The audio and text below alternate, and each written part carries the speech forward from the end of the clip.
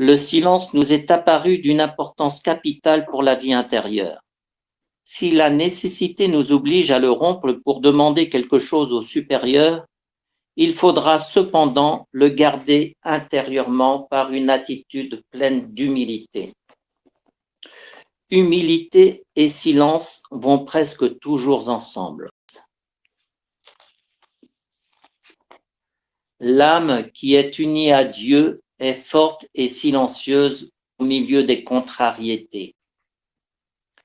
Il me semble que conserver sa force au Seigneur, c'est faire l'unité en tout son être par le silence intérieur.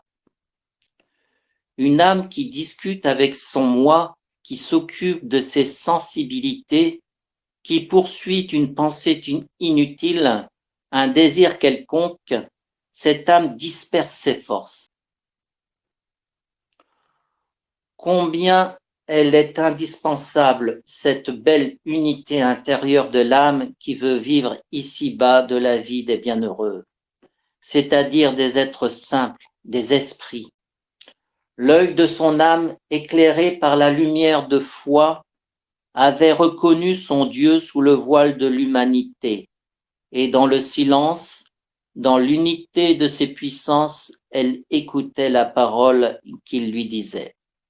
On pouvait l'accuser Neshivi. Pas plus son honneur que les choses extérieures ne peuvent la faire sortir de ce silence sacré.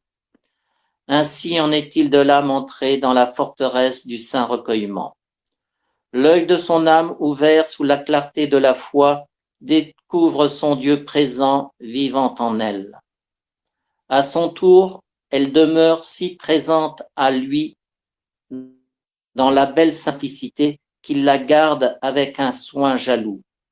Alors peuvent survenir les agitations du dehors, les tempêtes du dedans. On peut atteindre son point d'honneur, Neshivi, chapitre 4, verset 7. Et l'âme ainsi simplifiée, unifiée, devient le trône de l'immuable, puisque l'unité est le trône de la Sainte Trinité.